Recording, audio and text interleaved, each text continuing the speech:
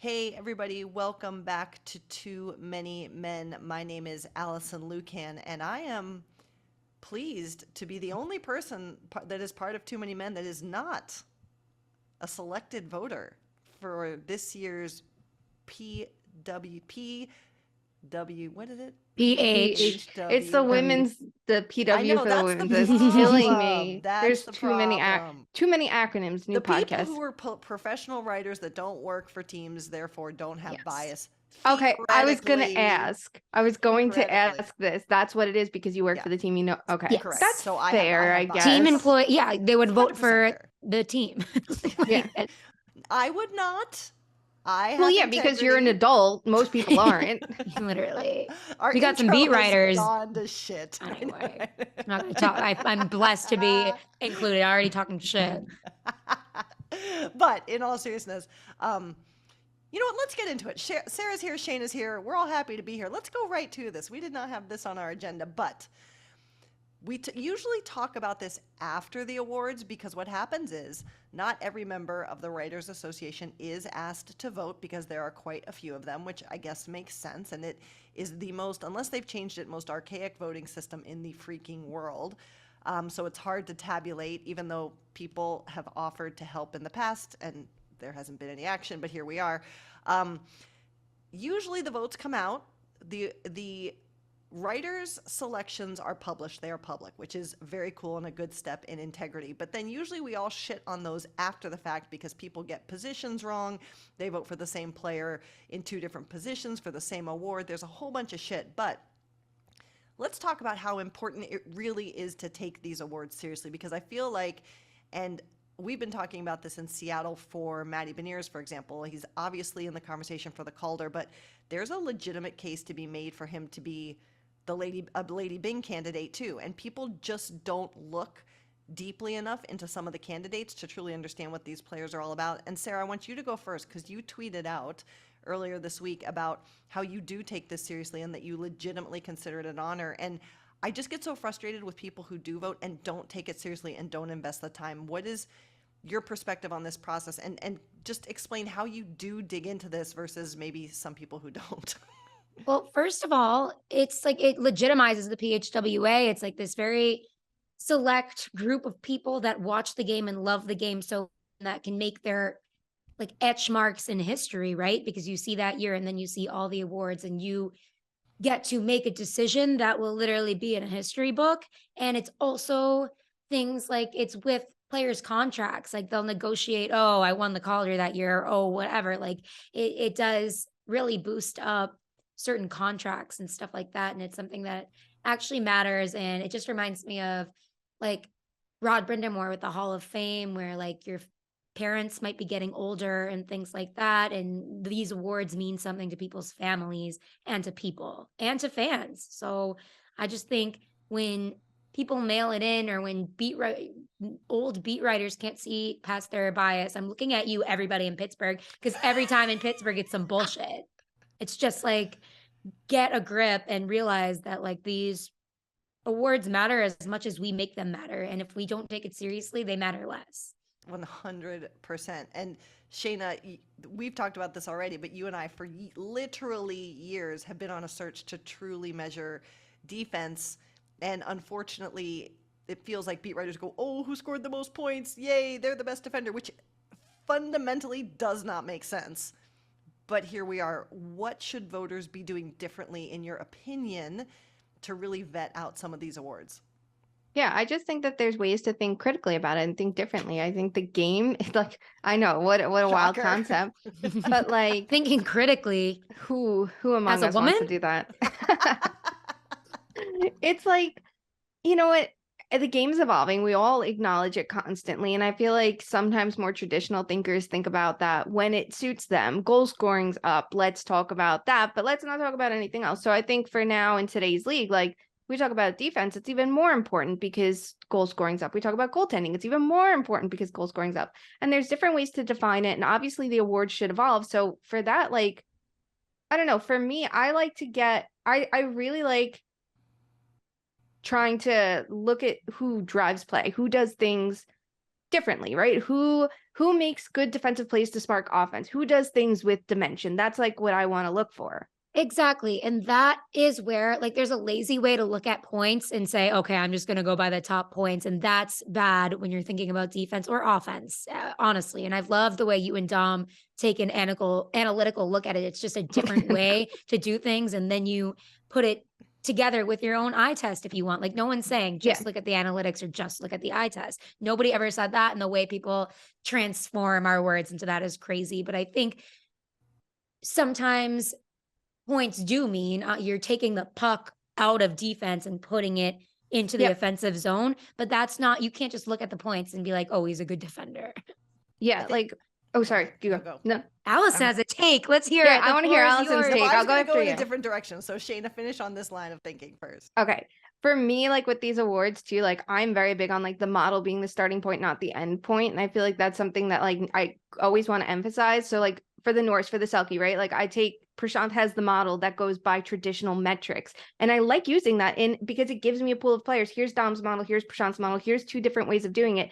And now let's look at everybody. For the Selke this year, Barkov is someone who doesn't have the best defensive metrics because of the team he's on. But when you look at him by every metric you should want, does he make the puck retrievals? Does he get the puck out of his own end? Does he do the right moves that you need to turn defense into offense? He shines. So he's in the conversation, even though maybe the defensive metrics aren't as good and his defensive score is going to suffer. Like there's different ways to think about this from watching the game, from quantifying it. And then for me, you know, and this is all about me because I'm the new version of the Maple Leafs. Like I like asking writers for help to ask players and coaches, players who are playing the position. Like some people were like, why are you talking to Rasmus Dahlin if you don't think he's in the race anymore? It's like, he's a top defenseman in this league and he's young and he sees it. Someone like Mo Seider had such a great take on it, on how the award has to evolve with the game and how we need to think about it differently. Like that's what I think makes it interesting, who's in the game and what they think versus who's voting on it. It's just like, there's fun discussions to have on it. And this year with Carlson, there's a great conversation to have because the offense is that incredible.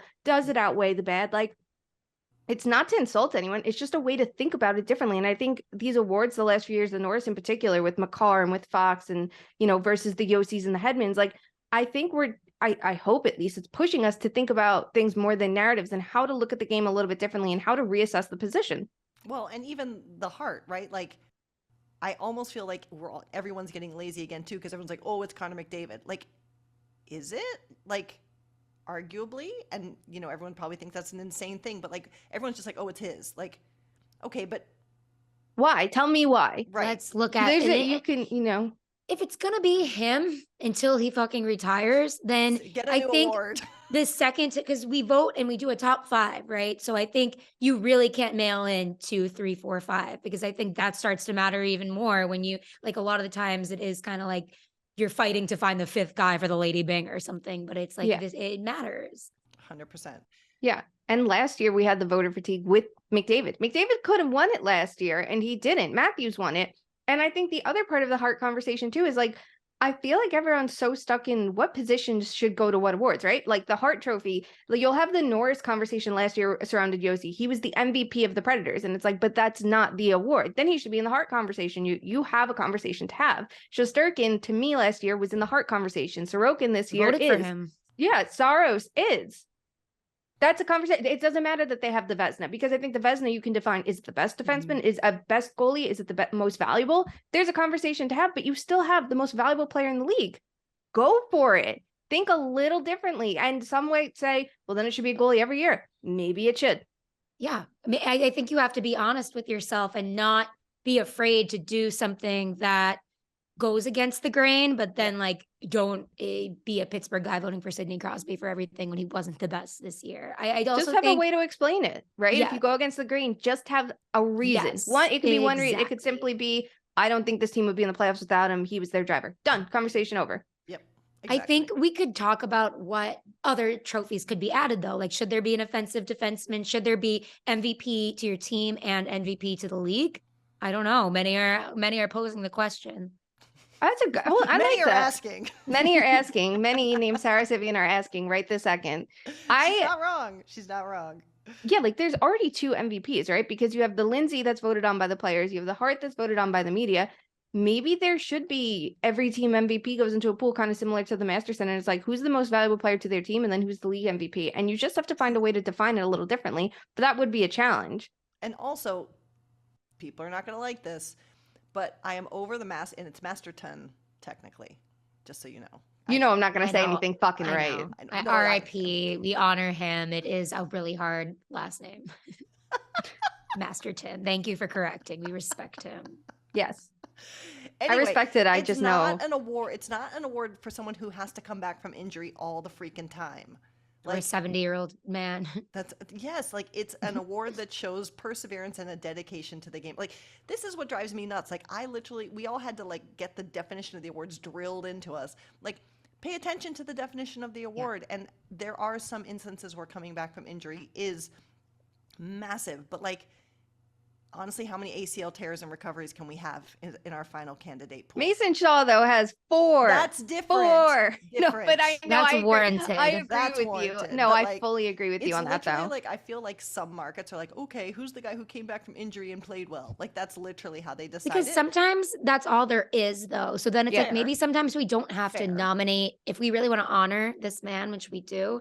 Maybe sometimes we don't have to be forced. But I get that it's a PHW award and it's our baby, so we respect. But I think true respect would be not nominating someone who might not deserve it. You know.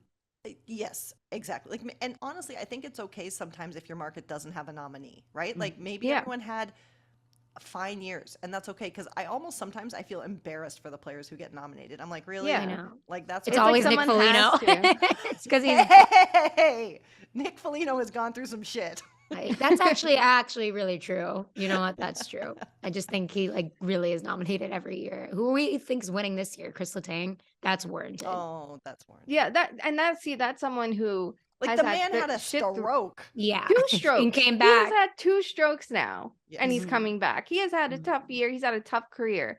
I just feel like with every award, and I don't want to be an asshole, but like I am an asshole, so I'm just gonna say it. With every award, I almost wish on the ballot that I have now officially seen for the first time ever is that there's a definition of the award with it, just for clarity's purposes. Like I think if it said for Selke, the forward who best demonstrates the defensive elements of the game, defensive aspects of the game, I think that's the official definition. Like just write that in. I feel like that would help a lot because you can interpret it different ways, and I think there's room for that. Read it before you vote. Don't just go, oh, this is what it's always been, so I'm Oh, going to but yeah, and we're Mhm. spoiled because we can go, oh, Patrice Bergeron, but like, Literally. and just close your eyes and do it. But I just think with everything else, like it wouldn't hurt to have. But can we quickly?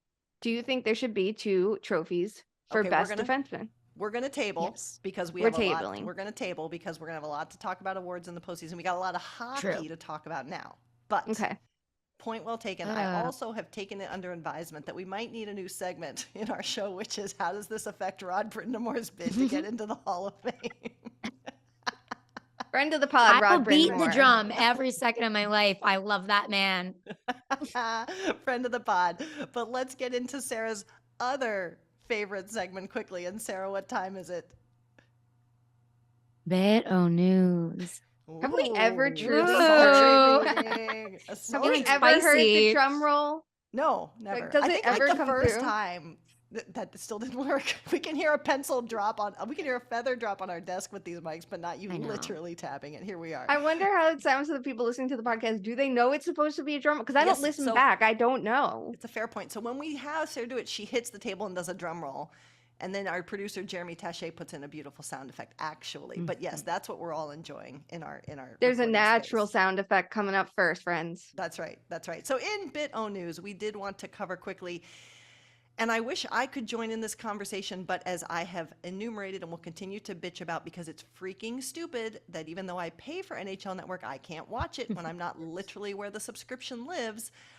The Women's Worlds Tournament is going on. I've been able to follow it through our friends at the Ice Garden. I see that our friend Nicole Haas is on her way driving 400 miles. She is one of the most dedicated Dedication. people in our industry that I know. She's driving to provide coverage, I would assume, over the coming weekend. But again, please do support the Outlets Victory Press as well that are giving coverage to these games and these athletes. Shayna of the three of us, you have had the opportunity to be able to watch most of it. Can you give us a quick update on what's going on in the tournament so far? Yeah, I'm apologizing in advance because I have given it. This has been the hardest year to follow it for me yet, because everything is so hectic. Thank you, NHL. Thank you, Overlap. But no, we have so you're listening to this on Thursday. So today are the quarterfinals. We get Czechia against Finland. That's always exciting. Finland is a team that legitimately is up for a medal all the time, and Czechia is your disruptors of the tournament once again. Yes, it's boring that we keep saying it, but it's true. You're seeing the way that they kept things a game against USA, against Canada. They're the team to watch, how they're building their program. They're so exciting. You get USA, Germany after that, Canada, Sweden. Obviously, we know how those two are probably going to go, and you see how Sweden's rebuilding their program after getting funding cut. So don't just look at it and go, oh my God, the automatic assumption. And then you have Japan, Switzerland as the final game in the quarterfinal. That is a very intriguing one to me too. I think Japan is so fun to watch. Yes, and that's then- really cool. That's a cool story. For sure. Yeah, it really is. And are the chances high that USA and Canada meet again? Yes, but there is some. I don't want it. I'm fucking sick of the US continuing to lose in these really good Well, games. That's just it. They played each other Monday night, and you saw USA.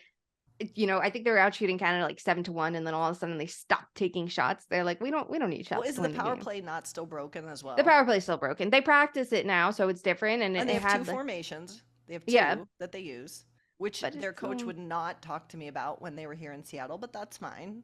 That's fine. I'll He was respect probably the like, gamesmanship, I guess. he's like, I don't know what to do. That power play is so fucking broken. I can't give you an answer because I don't have He's one. like, I don't have answers for you. Yeah, but they're at even strength, generally speaking, except for that game against Canada, like they've taken a lot of strides. You see more balanced ice time. You see, more aggressive play to force turnovers and things like that. Like there's some progress, and you have to keep in mind too, like how few veterans there are on this USA squad and how many players aren't there that you expect to be. There's no Kendall Coyne, there's no Brianna Decker, Cavallini is not there. The goalie No crease is Jinsey different. Dunn. No Jinsey Dunn. Oh, what's life without Erasure, Jinsey Dunn? literally. It's terrible. It really is. It's great that we're seeing Harvey stand out some more. We love that for her. But like there's a lot of work to still do. And it's you're going up against Canada, the best team, and even at their weakest, they figure out ways to bounce back, and their power kill against that shitty power play. Like there's it's you expect a close game, but we probably know how things are going to go, but it's still good to watch, and you Yeah. still support the game and learn something Yes. because they are very willing to take these more innovative concepts like the power kill and embrace it, not just like kind of go there. Like they fully embrace it. The players talk about killing, power kills. Like that's the kind of thing we need in the men's game. So there's still a lot to watch there. Excellent. Well, keep up with the tournament as best you can. And if you don't have access to watch the broadcast, please do support the outlets that are trying And to bring it complain to to you. everyone, scream, do. yell that you want the coverage, and then maybe ESPN Plus will like put the games on there because they've done that before. Just keep complaining. Please do. Please do.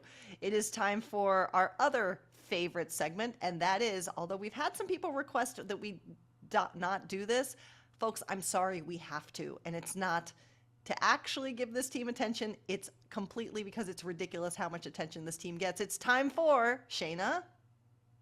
How does this affect the Leafs? And we have a logo in progress. We have two options. It's coming. The intonations today from both of you are just A+. I'm so proud of I you. know. All right. We're allergy drugged up, some of us. If you are watching this on YouTube, you see my bloodshot eyes. We are feeling it today. But you know what affects the Leafs? The style rankings. Me and Shayna crunched the numbers yesterday, and it was a tight race. But Willie Styles and Nylander has won the 2022-23 It's a big King day. of Style, the Subban Trophy. It's amazing considering. We need an actual trophy. I know. Yeah. Okay, we'll work with. I'll Shayna give and him I a will little knit, shoe. We'll knit one. We'll each We knit need a half belt. and They stitch should have it a together. belt. Yeah, of course. Or here a we go. scrunchie for his hair. A scrunchie for his hair is like a nice little parting gift to go with it. But I think the Mhm. belt is a fashion accessory. I want to see, Nylander with a wrestling belt over his shoulder with his outfit. Maybe Pasternak wears it around his waist. Who's to say? We'll figure it out. Well, let's talk about on ice, what actually affects the Leafs. And Boo! I'm sorry. I'm being crazy today.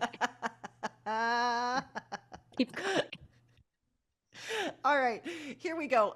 In some crazy machinations that had to go on because the Leafs did want to sign their drafted player out of the NCAA, Matthew Nyes. They've done some crazy stuff because they can't seem to do anything right when it comes to goaltending. They've had some ATOs sign. They've had to call up, what's his name? Hole from the AHL. He's playing. The Leafs goaltending tandem is who? Depending on the day. They're literally less than a week from the playoffs. And who's to say who's going to be in net? But they still somehow managed to beat the Tampa Bay Lightning on Tuesday. So here we are. Shayna, in all seriousness, how much is this goaltending situation?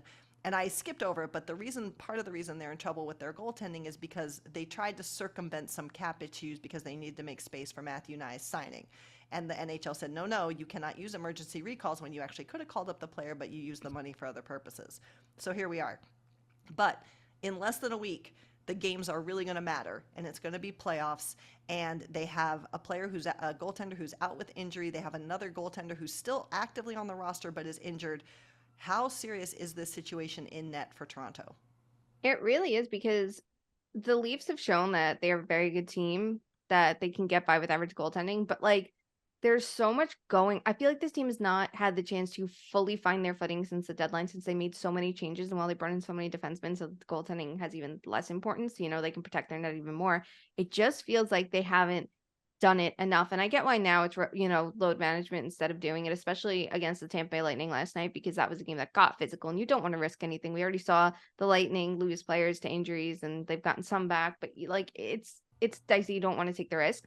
But you're going in this series and you're going against Andrei Vasilevsky, the best goalie of the last 5 years. And even last year, when he wasn't having a perfect regular season, when push came to shove and it came down to game 6 and 7, he was perfect. And then you have another goaltender who doesn't have that reputation, who hasn't earned it. He's having his best regular season yet, but you can only base so much on that. And his past postseason experience isn't, totally amazing. His past regular season experience for this year isn't totally amazing. So there's there's very little doubt on his game going into it. And there's little backup. I think even with a healthy Matt Murray, there's not that much insurance because that's been his best year, but what he can do in the playoffs. There's that confidence. It matters. What can he do in high pressure situations? We've seen him come into games, even if he didn't play the full season, and be amazing. So it leaves questions where this team should not want them, considering the pressure on this year and next year and the following. So, it's like an excuse if they lose, but it doesn't help going into a series already with like that. And I think.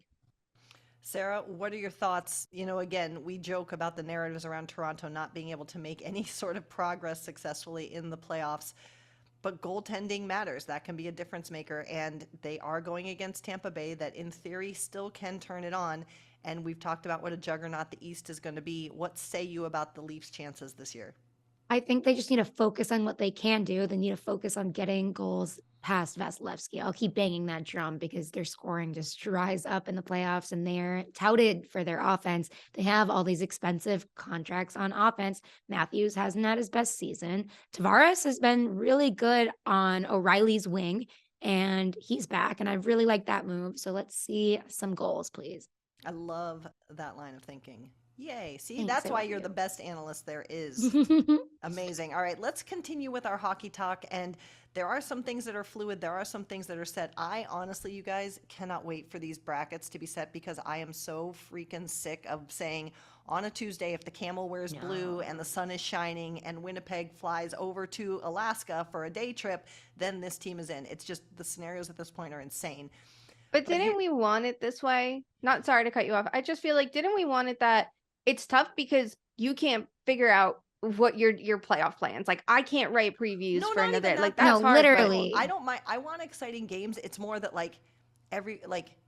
nothing's decided but matters. One series. Yeah. When we get to we need two things to happen, it's fine. But we're in this situation where there's 18 possible outcomes, and to explain it to people, and sometimes I think people put way too much importance on it. Just enjoy the hockey. It's crazy.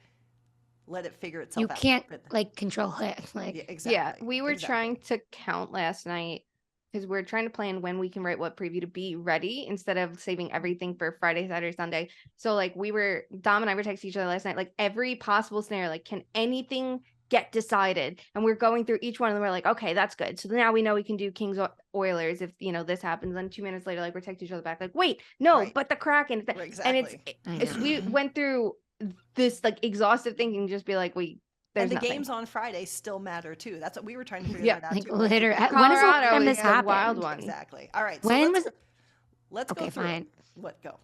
I was just gonna say, like, last year, was it this crazy? No, we No. knew the East Yeah. like in January. Exactly. All right, It's carry nice. on. It's nice to have the mystery. It's just like it's Oh, also- she likes a little mystery in her life. who knew? Not even me. It was a mystery to me. It's hard that literally every game matters and every game's at the same time. You can't even fully keep track of it. Like it's even worse. Well, let's go into what we do know. And what we do know is that we have all 8 teams that will be in the postseason in the West decided. And this is due to the fact that Winnipeg was able to get the one final standings point that they needed in a game over Minnesota that was a wild one, shocking because we usually have the mild wild. So Winnipeg is in, Calgary is out. Oh. Yes, it's true. Nashville is out. There's still some possible jockeying for position. There's a chance that Seattle could move up to 3rd in the Pacific. There's going to be some interesting things to watch how everything finally shakes out. But Winnipeg did cement their spot in crazy form. I was not able to take it in live because I was working, but that Minnesota-Winnipeg game was insane. There's a hearing for Hartman today. Neil Pionk has already been fined. There was some real tenacity. Coaches were screaming at each other from the benches. Shayna, walk us through what you saw in that contest between those two teams. Yeah. So, okay, hold on. First, we just got a quick note for Calgary. The final flame has been blown out. The sparks have been set down. there. Hanukkah's over. I just wanted to make fun of Daryl Sutter picking Nick Ritchie over Lindholm, over Toffoli. I saw that. I was like, I literally yelled, like, are you fucking kidding me? You're bad coaching. It was the final extinguish on Calgary's Winnipeg, Flames. Minnesota. Winnipeg. That game was wild. I think that's an underrated matchup. There's been so many wild Jets games that get so out of hand that like anytime they play each other, like I know I want to watch it. And it's like a weird one because you think like Minnesota against, Colorado you're jumping at, or even St. Louis, but no, like Winnipeg, Minnesota is where it's at. It was so funny to watch. Like you see Ehlers hit Kaprizov and then Hartman just lines up Ehlers in a hit that was uncalled for. A couple plays before that, Reeves had, I think, a dirty hit. Never. And you just never, right? And you just see all hell break loose. And you know what? Like I will give him credit. He is good at his job because when he got on the ice last night and you were waiting to see what was going to happen when Hartman got out of the box, because at this point the game was out of hand and I was even like, we can turn this off. And then I'm like, you know what? We can't turn this one off because we have to see how this like unfolds, because when Hartman gets out of the box, how's it going to go? And Reeves gets on the ice and I am 99% sure, I'm not a lip reader, Rick Bowness goes is screaming like someone's got to watch that fucking guy, like screaming about Reeves, who of course gets into it, and it takes 2 seconds. Like everyone's intimidated because he's on the ice, and then Evason and Bowness are screaming at each other. And Evason is not someone I want to fuck with. Like it's bold of you, Bowness, to start screaming at him. Evason looks so angry, but there's like a calmness to his anger, and then there's the explosiveness, and it was just the two of them going at it. The game had a little bit of everything. Everybody was furious, and then even when like fights broke out, it was very quickly settled, but it was like, we just need to get this out of our system quick. And like Hartman even knew, he was like, I got to just take some shit. Like I deserve it. Like, yeah, you do. You definitely do. So it was exciting, and we'll see what happens. If Minnesota loses him for any amount of time, that's one of the few centers they have left. So yeah, like, okay, Victor Rask, you're up. He's not even there anymore. Sara, who do you feel worse for, Calgary or Nashville? I am Nashville. Please release us and please start the rebuild. Like, please trade juice. Let it all happen.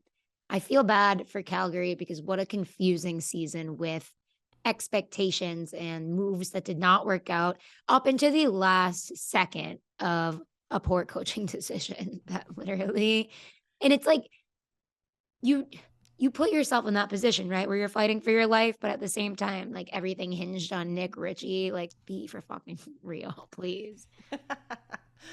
All right, so the West, we will wait to see how the seeding finalizes, but that picture looks to be coming a little bit more clear.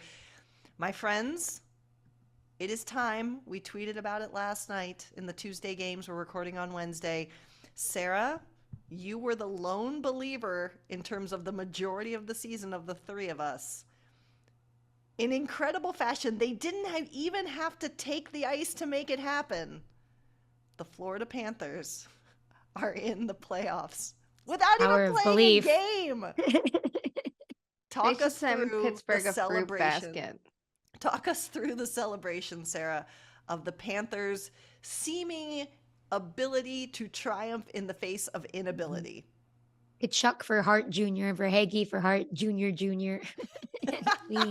I think it's really going to be a good, like I've been saying, they caught traction at the right time and they showed that they can have that heart that is much needed in the playoffs when things are a lot more random. And it's just like that situation in Tampa, right? Where they won the President's Trophy and they got swept. And it's like they came back and they realized all the things they needed to do and they did it. Like I think the Panthers are pretty scary. Jot that down. They are scary, but to your point, Sara, they haven't necessarily been, and we've appropriately discussed the ups and downs of the Florida Panthers this season. There hasn't been a confidence, maybe, and there certainly hasn't been a consistency. Shayna, pro it, what's reasons to be optimistic about Florida, and what are the reasons to have really big concern, even though they've punched their ticket for another year? I think they know they have the pro is you have two players are going to thrive in the playoffs. And that's Matthew Tkachuk. We saw what he did for Calgary last year, and that's Carter Verhage. We saw him be the only player to do anything in the playoffs last year. And you have Barkov too, who I think is going to be great. So you have your 3 stars up front. You have you could say your internal rental in Duclair. So you have the forward pop you need, and you have the grit that everyone thinks you need to have in the playoffs too, right? You have the Sam Bennett's of the world, and you have Matthew Tkachuk, who's like the perfect pest. And I think the family. It's perfect. And I really want to see, Brady down in Florida. It's different now that it's in division. It's a little different for him to celebrate them. True. But what I have don't we care. given to what we have lost? Yeah, like it's okay. His dad's not going to let him do anything. Anyway, we can't have distractions like Brady, even though the Flames lost after he put out that flame. Love that. I'm never going to stop. The cons for Florida. The cons for Florida is defense. It all comes down to defense. Like, I don't love their fourth line either, but we know in the playoffs, generally speaking, top talent and strong links are more important than what your depth looks like. Sure. Even though some will say you have to roll 4 lines, and I think that there's like truth in both of it. But the defense is the concern. You have Forsling, who's good. You have Montour having a great season. Ekblad is not where he needs to be. Maybe that changes in the playoffs. It's a playoffs he's going into healthy, unlike the last years where he got hurt, missed time. So it's a different experience for him. And then the con is you have concerns in net. That's always going to be the con in Florida, and it sucks when you're paying $10 million for a goaltender. We know how Bobrovsky can be in the playoffs, and last year he wasn't perfect, but he wasn't he wasn't the problem, the only problem, but he was one of the problems. So it's going to be interesting, like how that situation goes down. And we talked about it last podcast. They have a backup now who's been very good, who's been, picking up the slack where they need it, is a big reason why they made it this far. That if you're in the playoffs and have a problem, I think the fact that Lyon was this good the whole last month, that you go, we're turning to him, that's the hot hand. Would you say his game is roaring to life, Shayna? Oh, there we go. He clawed his way into the picture right now to get himself a chance at a postseason start. And we have seen Bob lose the net before. And the this pride of the Florida Panthers. That's a deep cut right there. It's just forget. It's such a wild situation. Like, I really want to see how that's going to go down. And like, I wonder if this year's any different, if their power play is clicking, right? Like, that was a problem in the beginning of the year. It was what killed them last year. How's it going to be? I feel like they have like disruptor qualities, but if they, no matter who they get, right, they're going to get a number 1 seed, no matter what. It's probably going to be Boston or Carolina, potentially New Jersey. But if you go against Boston or Carolina, you're going up against elite penalty kills, and your power play is, so that's one thing for me that I'm really curious how that all works out too. Like, on top of the goaltending, those are like, I would say, the 2 big questions maybe. Well, and I'd tell you, I mean, Carolina finally won a freaking game last night. I still don't love how they're going into this postseason. That's my personal opinion. What are you gonna Let's do? Get in there and fix the house. Rod's gonna start skating, and then he's gonna be in the Hall I'll of call Fame. up Brendan Clark. I'm rooting for player coaches. You know what? Let's right Oh now. my God. When I Team saw Marty night, St. TMM Louis, behind the bench at the playoffs. Make it I wa- happen. Hockey is for everyone.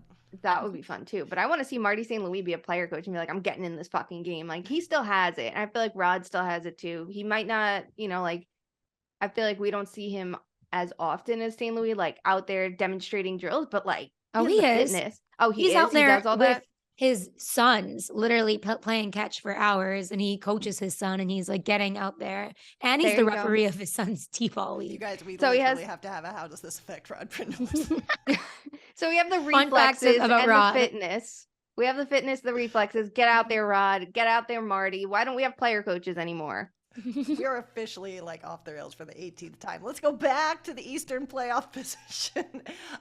We do bid a fond farewell to our friends, the Sabres, who are out. There is still one spot up for grabs. Let's outline some situations. Of course, this will all be resolved by the time that we come to you in our next episode. So we'll spend more time on the outcome then. But We hate the East. We're West bias, actually. We're a West Western Coast bias bias. podcast. West Coast, best coast. Oh my God. Okay, the Islanders need.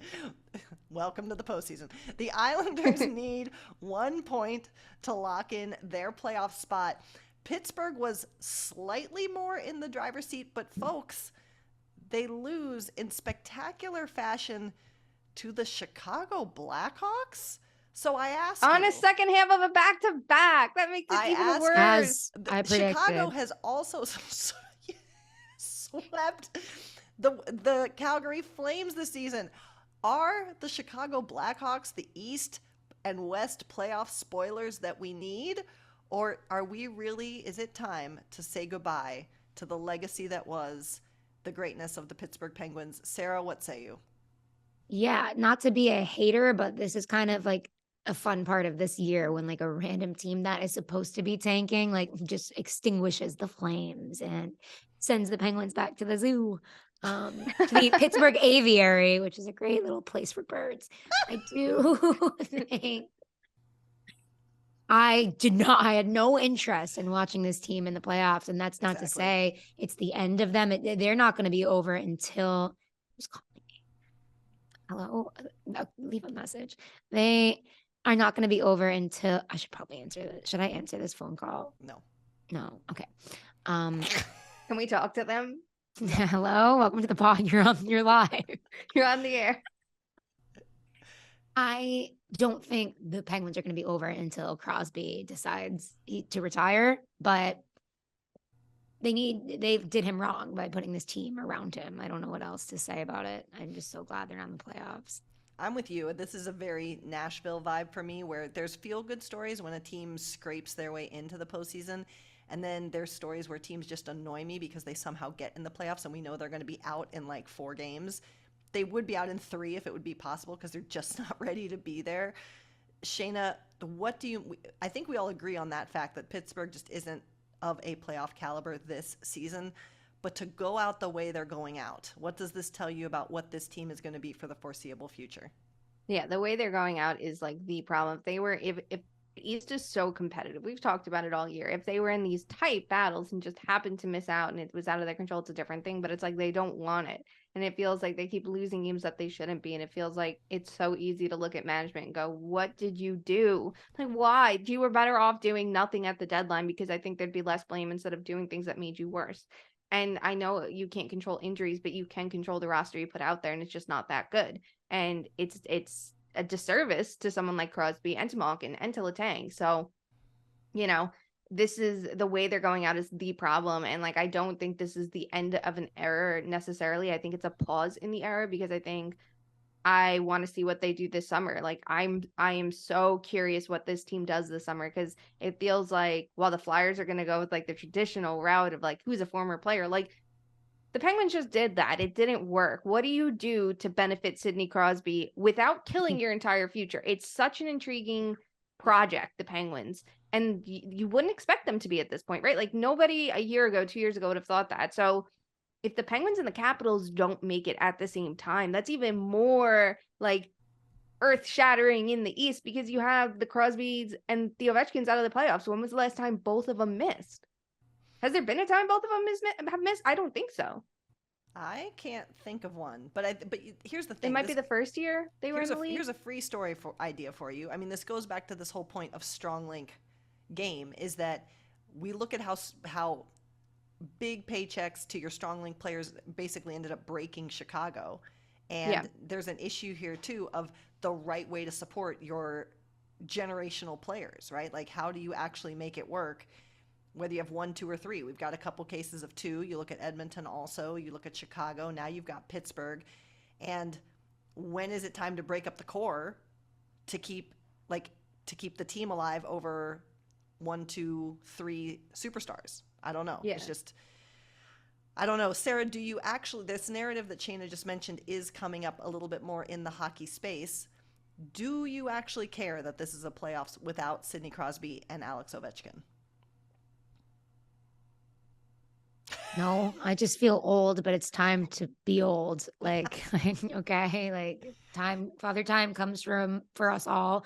I don't have interest in watching either of those teams when there's so much young, exciting talent right now. It is a little bizarre and sad watching the end of Ovechkin's season, right? I still think he's going to break the records and stuff, but he was off to such a good start. I do know real life affects us all, and he had a lot of family stuff going on. So I do think it was just time to wrap it up and like heal over the summer and come back and break the records next season. Yeah, I'm with you. I think he still breaks the records, and in part because ownership has basically said as long as he wants to keep playing, they're going to let him do his thing. Love that. As they should. I love that they said that. Yeah. A lot of the times people, even when they're lying, they say, no, we're focused on the future, whatever. I love that they're honoring him like this. 100%.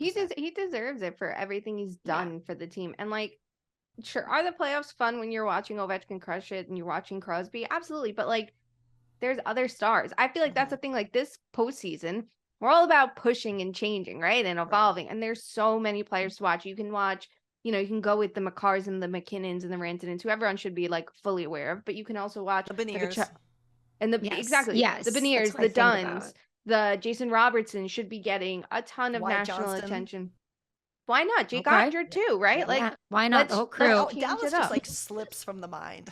I know. But you know what? Work harder for our attention. Stars. Yes. The Dallas Stars, the actual stars of Dallas. Wow. Like, let's talk about Rupe Hintz. Let's talk about Miro Heiskanen and Jason Robertson. Like, let's give players their due. And it feels like this opens the door to that. Yes. Can we focus on the Patrick Kanes making the playoffs and do you know Patrice that John Bergeron Forslund says Heiskanen?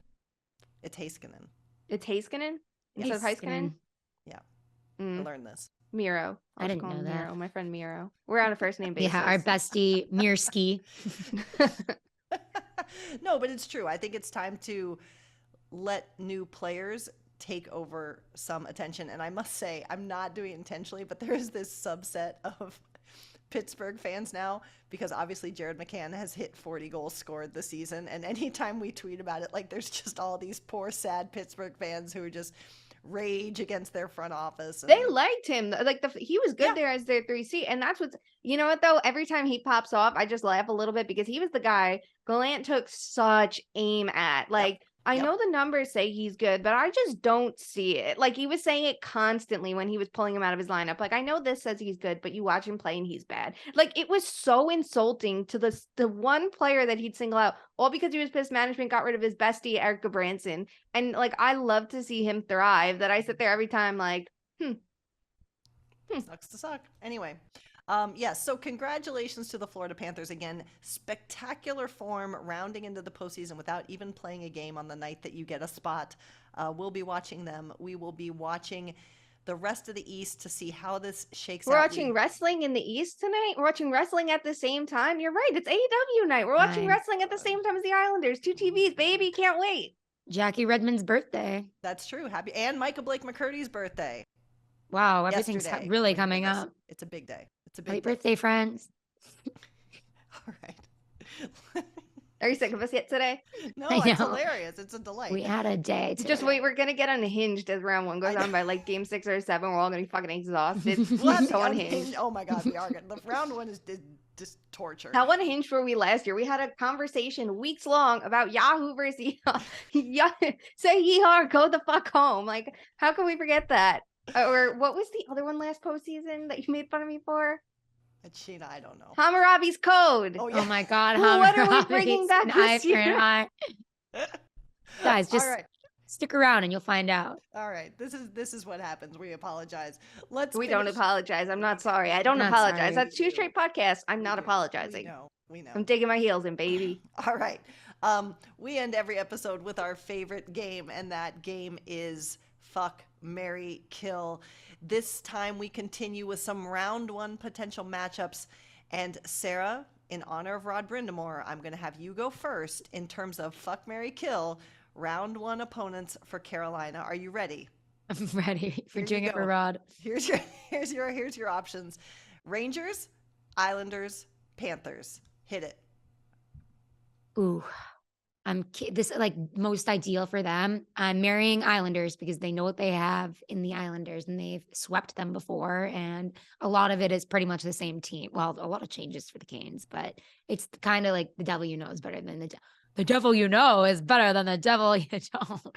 I am killing the Rangers because the Rangers give them hell. And I think they would do it again. Like the Shesterkin wall is a big, I mean, Sorokin is like to pick your poison, but still. And what was the other one? We had Rangers, Islanders, Florida. Okay, killing Rangers, marrying Islanders, fucking Florida, because that would be fun. I like to see the Battle of the Southeast is alive and well, friends. Shayna, your turn. Okay, I'm going to kill the Islanders, even though I don't want to see Sorokin versus Olmark in round one because I don't want one of those goalies to go home in round one. Like they deserve better than that. I think that there's better matchups. I'm going to fuck Canes Rangers because I do like the idea of a rematch from last year. How do you adjust? How are you different? Things like that. You know each other so well. How do you manage it? But more so because that could potentially give us Devils Islanders, which is a series I want more than anything. That is your heavy hockey against your rush-based team, and I want to know what happens. Like, that's it for me, because I just have questions about, like, different playing styles. Then I will marry Panthers Canes. I think that is a series the Canes could actually upset the Canes. And it's not that I'm rooting for that. I want to be entertained. I want, like intrigue. And I think that series, you have the team with all the finishing talent in the world, but no defense versus the team with all the defense against none of the finish, but all the Finnish players. So how does it shake out? Like, I think that's a spoiler series that would be interesting. You have the Alex Lyon revenge series where he played 2 games for Carolina last year, but really, I just think that it feels like a balanced series in a way that I think is exciting about round one. I like long series. I don't want to see sweeps, or if you see one sweep, I want the rest to be like battles that you're just watching the whole time, and you just can't look away.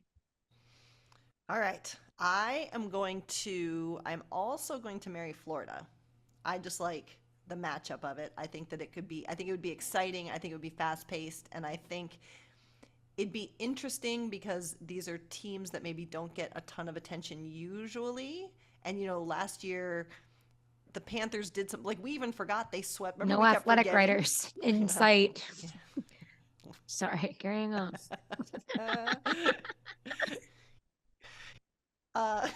Anyway, we kept forgetting that the Panthers actually swept the Capitals last year because it was just so not of 5 games. Oh, 5 games. I thought. Yeah. See, oh my God, I exactly. really I make my always point. say that they got swept. There you go. See, It was almost 5 wrong. games and then they got swept by Tampa. I think that's what it was. It wasn't Okay. swept then Yes. get swept. That was the Canes the year Okay. before with the Anyway. Islanders. Yeah. Anyway, so I will marry Florida.